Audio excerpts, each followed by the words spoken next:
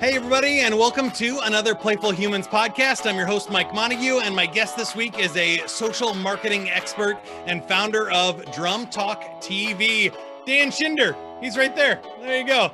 Check him out at advancedsocialmarketing.com, drumtalktv.com, or find that Facebook group for Drum Talk TV. It's a huge group. You will find it if you look for it. If you're looking for Playful Humans, go to playfulhumans.com. We got a playful personality quiz and our own community right there on the website. So we help people find more fun, flow, and fulfillment in their life and help adults rediscover the power of play. That's what we're about. Here we go. Don't wait for tomorrow.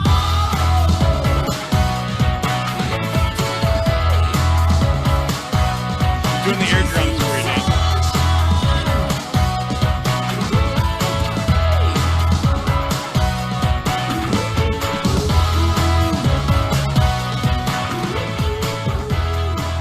Dan, welcome to the show. We like to start out with the joke of the week. The joke of the week is brought to you by recycling. Learning how to collect trash and recycle is not that hard. You just pick it up as you go along. Recycling. Okay. Here's the official joke of the week. What concert costs 45 cents? I give up. 50 Cent featuring Nickelback. Yeah. I love it. Some music themed, yes, intro and joke for you today, because you're the founder of Drum Talk TV. So tell me tell everybody about that group, because it's quite an amazing story, and then we'll talk about how you got into it and stuff. Thank you. So yeah, it's been quite a journey. January of this year, 2021, was our 8th anniversary. I can't believe it's been 8 years. And what we do is we interview gold and platinum artists, we interview upcoming artists, we interview some drummers and percussionists that not many people know, but they have a great story, perhaps overcoming adversity through music and whatnot. We have we do documentaries, we cover events, we interview people who make instruments, and we curate content from our fans, videos from our fans from over 130 countries. So our website for Drum Talk TV is drumtalktv.com, and we have over 1 million followers on our Facebook page, which actually isn't a Facebook group, it's a fan page, a business page. So we've got a little over 1 million followers there, and we reach about 3 to 4 million people a month online. And I've done that 100% organically. And in the first year, getting such tremendous results inspired me to open the other company, Advanced Social Marketing, where I have a series of educational workshops and courses and training. And my podcast launches here in March. And that series is called Social Media on Steroids, the courses, workshops, podcasts, the vlog, blah, blah, blah, all that stuff. And all of it is fun, or I wouldn't do it. I don't do anything unless it's fun. Well, I love that message for sure, and that's why you're here as a guest today, because I feel like you're living it. So you told me the story a little bit when we chatted before, but help me out. You were just a drummer and enjoyed doing this. How does that start as the channel? And I think your wife encouraged you to do that, right? Yeah. So I can't believe these words are coming out of my mouth, but as of this April, I will have been playing drums for 51 years. I should be so much better. And what's even funnier is that up until about 9 years ago, I had a video production company for 14 years prior. And that video production company that I had did marketing videos, product launch videos, how-to videos. We did some documentaries. I did work with the Sydney to Hobart yacht race, the charter yacht industry in Australia.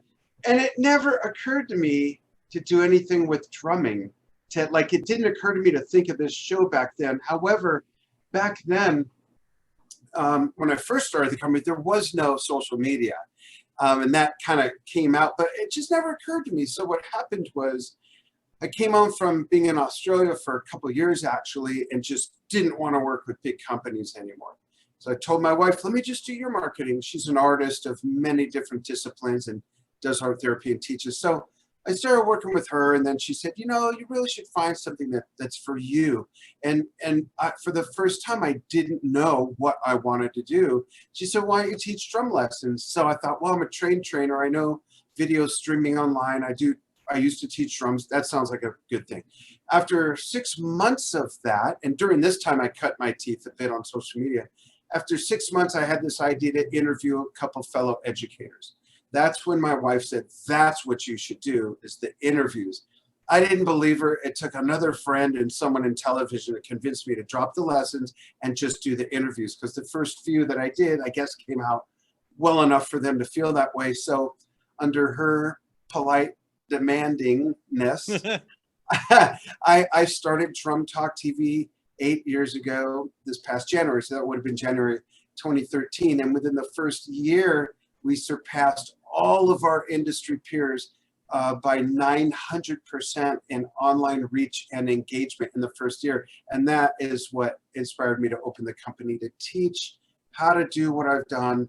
And we were nowhere near 1 million fans there, but still having tremendous, we were reaching 1 million people in our first 7 weeks on Facebook with 47,000 fans in our first 7 weeks.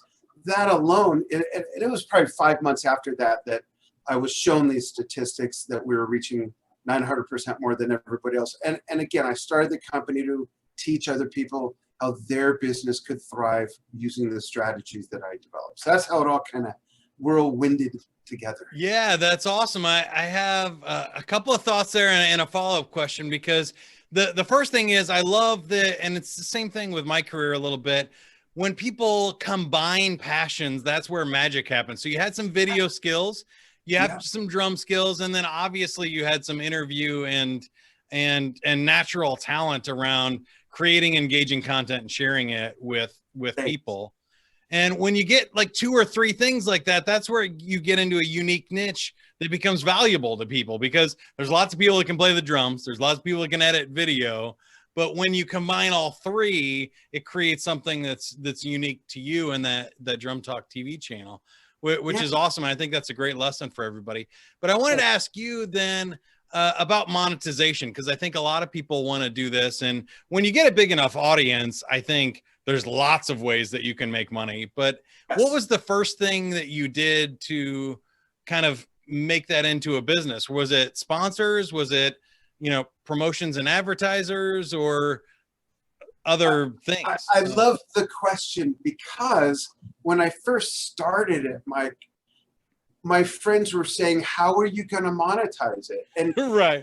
I was like, the answer is so obvious that I felt a disconnect. So what I would say is, most of these people were around my age. So I said, well, remember before cable and before satellite, what would we do with the TV? We would just turn on the TV, magically there's a show.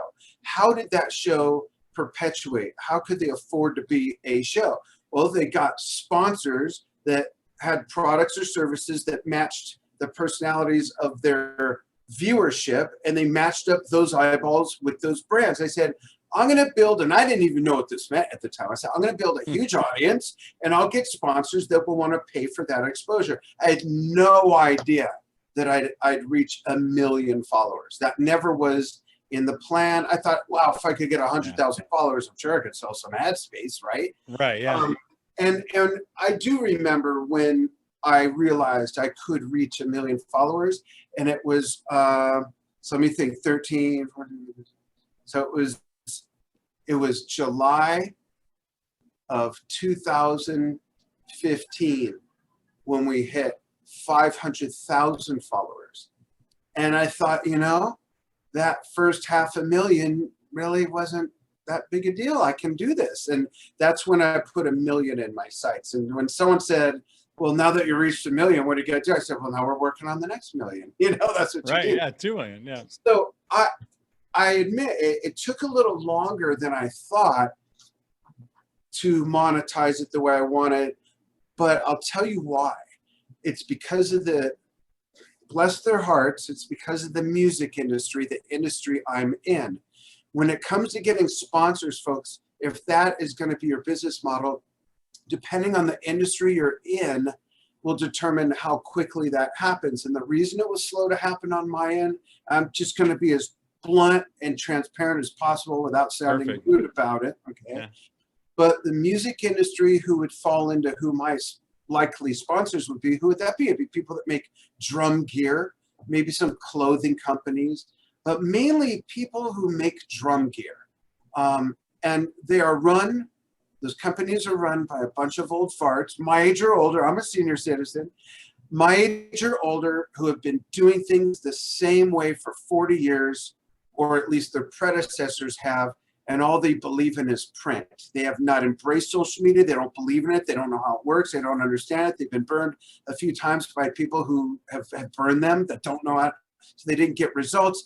And that I never anticipated to be a hard sell. Where I really excelled financially, to be quite frank, is when I stopped banging my head on the wall to get more of those sponsorships and started teaching this stuff outside. I was teaching it in the music industry as well, but when I started teaching it to people that were leaders in real estate training, dental tech, Ford dealerships, Citibank, Taco Bell, different brands, whether they're legacy brands or a bootstrap startup or a nonprofit for that matter, that's why I really excelled.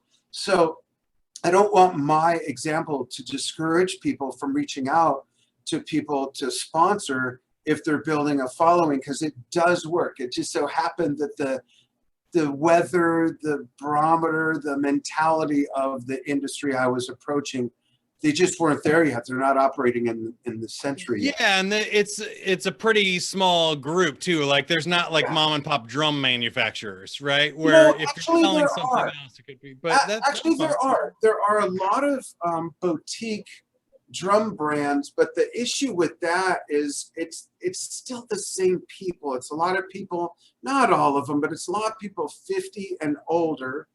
Yeah. And quite honestly, there's another element here. Drummers and anybody in the arts, whether it's music, performing arts, visual arts, culinary arts, healing arts, I've learned that we, and I'll say we to include myself, we primarily think with this side of our brain, the creative side of our brain, and the business side of the brain, the analytical part. There's bats and cobwebs and moths and stuff flying around in there. But my wife and I are artists who are business people first. We happen to be business people that happen to be in the arts. Whereas most people running the drum companies, cymbal companies, accessories, and all that, they're artists that just happen to be in business. They don't, a lot of them, again, I hate to say this, but they don't think like business people. They're not embracing modern technology. They think they're doing it right, and they're just not. So that's why that didn't work. So a lot of the boutique brands, they're kind of still weren't a good fit and stuff. Yeah, I think that's why everybody's audience is going to be a little bit different and market. But I ran into that too. Even when I was in radio, I put the Kansas City radio stations online for the first time and broadcast the first Kansas City Chiefs game over the internet. And they gave away those ads for free. And there were over 100,000 people listening to the very first game, the very first Chiefs game online from all around the world. Like Kansas Cityans that are stationed overseas in Japan were calling in and stuff and had a blast. But they gave those away for free because they're like, well, no, we charge our sponsors for the over-the-air broadcast, the network, not the internet, right? So it's come a long way, and I think they've woken up over the last 10 15 years or so. But at that beginning, it was the same kind of thing. That's interesting. And I love that you brought in the teaching too, because that's another skill set of yours. So I'm wondering, for you, what's the most fun these days? Is it interviewing, teaching, drumming, videos? What really gets you going? So I'm swirling around my answer to compartmentalize it shorter, so I don't get too wordy. Okay, I love drumming. I play for fun. We have 4 or 5 original series on Drum Talk TV. One of them is Me and Only Me, and it's Dan's almost daily vlog. And I go in my studio, fire everything up, and it's live on Facebook, and I play music. I might not even give like lessons or pointers, but I'll just say, hey, it's Phil Collins' birthday. I'm going to play some old Genesis, some more recent Genesis. Talk about a good drum riff. Yeah. Yeah, a bunch of Robert Plant stuff he played on, or whatever it is. And I love that. I love playing. I love interacting. I love playing by myself, just going down, blasting my favorite music. So I love drumming. I love Drum Talk TV. It's my baby. It's my founding brand that really is my credibility of success for what I teach with the social marketing business. It's, as a musician, there's been nothing more fun than interviewing my favorite influences who are still alive. I mean, everybody from Ian Pace of Deep Purple, Danny Sywell of Wing. Oh yeah, that's cool. Too. I could go on and on and on. Don Perry of Jethro Tull. A lot of these guys and ladies I've become close friends with. So that's been a real thrill. And I also love being the Tooth Fairy and curating content from our fans all over the world. People submit through our portal on the website. It gets reviewed. I love writing people saying, hey, awesome, your video is scheduled for this day at this time. They're on the same platform that we're putting the biggest artists on. It's fun. I love covering the events, but they're farther down in some ways, depending on the event, because of the, it's much more brain work when we cover the NAMM show every year, which didn't happen this year. For only the fourth time in over 100 years. But when we cover that, I have a staff of 20 people. It's quite hectic. It takes us 3 months to put together, but I still enjoy it. I love interacting with the fans on the live shows. There's one that I do with a professor of kinesiology, Dr. Nadia Azar, and we talk about drumming injuries, repetitive motion injuries related to drumming, how to avoid them, how to fix them, all these different things. So I love all those different aspects of Drum Talk TV. I love doing the interviews. Moving over to teaching, I love teaching the content marketing and social marketing because I know I'm doing something. The other stuff is enriching people's lives in a fun way, in an entertaining way, an edification way, whereas the social media company, I know I'm helping people's businesses thrive if they apply what I teach, or if they have us provide the service, or sometimes it's a hybrid of that. And I make it fun. I mean, I make the lessons fun. It's a earth mover load worth of new stuff dumped on my clients' porches, but I make it easy to digest and make it fun. I have follow-up programs where I personally help them implement everything. And I really, truly enjoy that. I think because by nature, I'm a nurturer. I have 4 kids. My wife has 4 kids plus 3 adopted kids. Between the two of us, we have 11 kids and 19 grandkids. If you don't do that, I was gonna bring that up. That's a little ridiculous. You don't do that unless you're a nurturer. If you give it, but that's gonna be fun. Yeah. So I think that's why teaching really resonates me. I love presenting. I'm a member of the National Speakers Association. I speak to associations, I present, I train to them. I work with individual clients one-on-one. I work with teams. I get hired by corporations. And I love every aspect of that whole business. As I mentioned, my podcast is starting in March, which encouraged me to finally start a YouTube channel. So I love giving away the free nuggets and really, even if you're not going to hire us for your service, I'll teach someone what they need to know to vet people to know who they should go with, because there's a lot of companies out there there's a lot of bunk information, and people who are hiring agencies are often not equipped to vet them, so they don't know what to ask. But there's a lot of people offering those services who have no track record. PR companies is a perfect example. Now we do SEO and we've added social media services, and they have no idea what they're doing. They're following everyone else off the cliff who's doing it wrong, just like the consumer is. And so if even I can help them in that way, by giving them enough information to go find someone that resonates with them. But if it's not us, I'm fine with that. And then I love teaching people how to do it as well. And I've taught social media agencies how to provide better services as well. So it doesn't matter to me what industry it is or what the dynamic is. It really does all work the same way. And I have a blast doing that. I really do. Yeah, which kind of brings me to my next question here is you do a lot of different things, but I know you have some hobbies too around horticulture and gardening and Yes. cooking and stuff. And with 11 kids and almost a couple dozen grandkids now and stuff, you got to be ridiculously busy. Is there anything left on your fun bucket list or kind of what keeps you going or what are you still looking forward to checking off the list? So I'll answer. Those are both wonderful questions. I'll start Yeah. with what does keep me going that's fun now. We have a cat that I am just infatuated with. We used to have two cats before when we were in Las Vegas. One of them passed away and one of them we had to give away when we moved.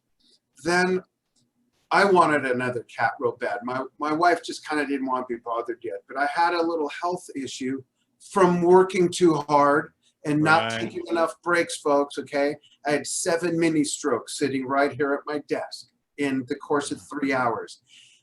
When I got past that, my wife said, "This old bastard needs a cat. We're going to get a cat." So this, like it happens, we went to the local Humane Society and the cat chose us. She's a Maine Coon, which is the largest domestic purebred cat. She's Yeah, probably about cool. 17 pounds. She'll be 5 in April. And she's the smartest animal companion I've ever known, ever seen. She's amazing. So I have a lot of fun with her. I do love horticulture and gardening. I just, that is my sort of tranquil zone. Cooking is very therapeutic for me, but I'm blasting music and, the kitchen's my laboratory. Whereas horticulture to me is a very serene experience. I love going out first thing in the morning when I water and I got my iPhone and I'm taking pictures of bumblebees on my flowers, butterflies. I mean, if you look at my personal Facebook page, all you're going to see is my cat, flowers with bugs, my cat, maybe a lizard, and maybe some stuff my wife and I are doing. That's about it. Yeah. No kids, no grandkids, unless I'm visiting them, Yeah, right. And I still love drumming. Like I said, I do love to read as well. I love enriching my mind with new business stuff. There's always more to learn. And I love reading fiction. Haven't had much We should time. probably talk about health a little bit though, because you did mention your health scare there. That changed your diet and how you're living significantly too. It's right? changed. It made me realize I've got to get back to downtime. And it wasn't shortly after that every 2 weeks I started going hiking or fishing about 3 miles from here, 8,500 feet for the whole day, totally off the radar. Phone doesn't work. You better not break down. That kind of environment, watching eagles scoop fish out of the lake, even if we don't catch something, I don't care. I love just seeing that. So it encouraged me to do that. The dietary stuff happened in July of 2019. I was diagnosed with very advanced diabetes. And I didn't have bad eating habits, but for my body, there were things that were not a fit.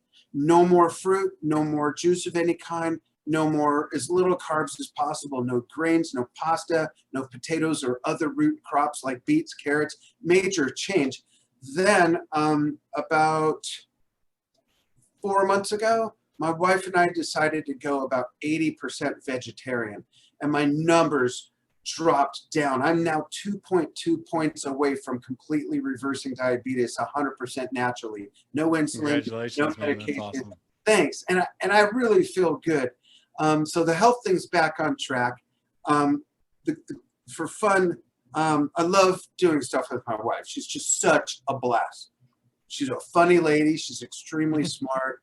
I'm getting back to something I did 18 years ago. I'm writing fiction. My son published a book. Yeah, my son published his first novel 1.5 years ago, and it really inspired me to get back to that. I wrote a novel that never got published 18 years ago, got a third of the way through another one, so I'm working on finishing that one now, then I'm going to publish them both. That's another very serene, therapeutic thing that I really like to do. I write historical adventure fiction. And I don't live near the beach anymore. I'm in Globe, Arizona, 100 miles east of Phoenix in the mountains, but I love the beach. I lived on Ventura Beach for 15 years. I grew up in Southern California. What is on my list? My wife and I love traveling. Yeah. And any spots left you still want to go? Yeah, and there's spots I definitely want to return to, namely Australia and Japan, we just love. But I want to go to India. I'd love to go to Pakistan. There's parts of North Africa and the Middle East that we would love to go to. West Africa, my wife's family, 2 generations back, is from St. Kitts in the Caribbean. We've never been there. Cool. We want to go to the Caribbean islands. Locally, the Florida Keys, I've strangely never been to. At 15 years old, I toured almost all the United States playing music. But there's still places I've never been to or wasn't there for more than a day. So that's awesome. That's the thing about America. There's so much to see here. Our national parks. I'd love to go to every national park. I just met someone who's been to 41 of them. Wow. So those are the kind of things. I'd love to go into space. I would love to go into space, even if I couldn't land on the moon, just orbital space out there. I would love that. I would love that. They're making it available now, so it's just a matter of getting the cash, and then I imagine it'll become more frequent here too. But that's awesome. I really appreciate you sharing it. It's been so much fun. Really prolific and amazing. Sounds like you are making the most of it, and I think that's what's really cool. We're talking with Dan Shinder. Find him at advancedsocialmarketing.com, drumtalktv.com, and the Facebook page there too. But Dan, I was going to ask you, would you like to play a game now? Sure. I have a Frisbee here somewhere. Oh, that would we have a wheel of games that I spin here. There's 10 games on here, and we'll see which one you land on. Okay. You choose. You get to pick the game. What game would you like to play? Do you have a favorite? You Don't Know Jack. And I don't mean you specifically. That's the name of the game. I actually have that one. I love You Don't Know Jack. It was one of my favorite games of all time when I was in like high school and college. A great computer game. So awesome. I got it loaded up here. I have to share the screen and the sound. Okay, I'm gonna pull it up. And I'll wait for you to send me a code. Okay. Yep. All right. We're in. So yeah, we pull out our phones and we go to youdon'tknowjack.tv. You enter your name and you want the code. Where's that? QIJY. QIJY. Is the case sensitive? No.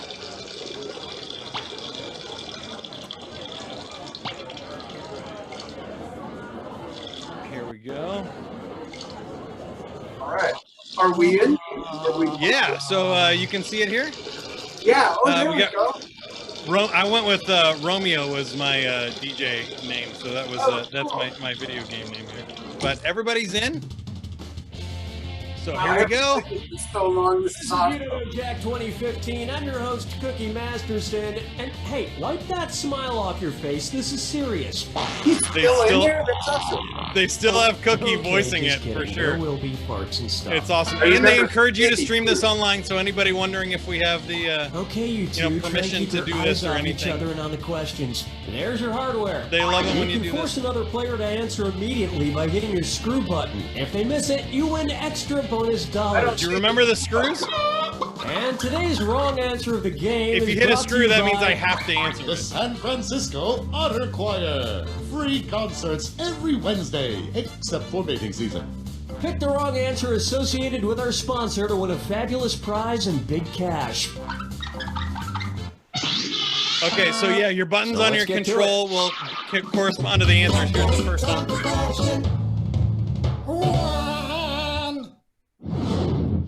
To get things rolling, Bootyful. Let's analyze one of Kim Kardashian's body parts. About what percentage of Kim Kardashian's brain is just made up of water? 10%, 40%, 80%, or 100%? Players 1 and 2? Kim Kardashian's brain, and everybody else's brain for that matter, is made up of about 80% water. Oh, we both got it. But that other 20% is just Got so me by relevant for... a tenth of a second there, I think.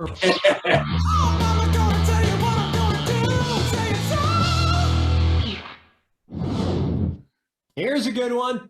His acting is all right. Oh, yeah. So, you know how they called Matthew McConaughey's resurgence as an actor his McConaissance? Well, if Matthew McConaughey is currently experiencing a McConaissance, then what period of his life just ended? The McCona Dark Ages, the McCona Industrial Age, the McCona Middle Ages, or the... Player 2? Player 1. All wrong, all wrong, all wrong. We both got that one. This one? The Renaissance first occurred in Italy in the late 14th century, immediately following the Middle Ages. So the McConaissance would follow the McCona Middle Ages. Which is funny because most Renaissance sculptures also need to put on a damn shirt. Dance with me, Disco 3. Here's one for you. Brought to you by the letter Unibrow. It's the put the choices into order, then buzz in and see if you are right. Question. Uh-oh. And if you get this one right, I'll rustle up some extra moolah for you. Arrange the Sesame Street characters in order of fewest to most eyebrows. Bert, Ernie, the Count. Ernie, Bert, the Count. Bert, Ernie, the Count. The Count, Bert, Ernie, or Ernie, the Count, Bert. Player 1. No. Player 2.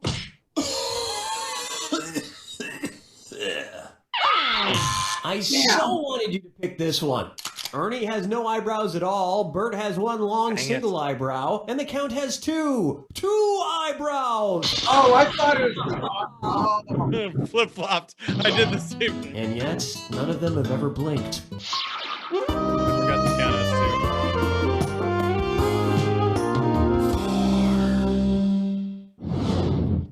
This one's called Duck Duck Swan. Say the cast of Duck Dynasty attends a performance of Swan Lake and thinks there are real waterfowl on stage. In their confusion, which character would they most likely shoot? Siegfried? Player 2, you've been screwing you, Dan. screwed. You got 5 seconds. Odette is a princess who has been turned into a swan. So the Duck Dynasty crew would probably fill her full of lead.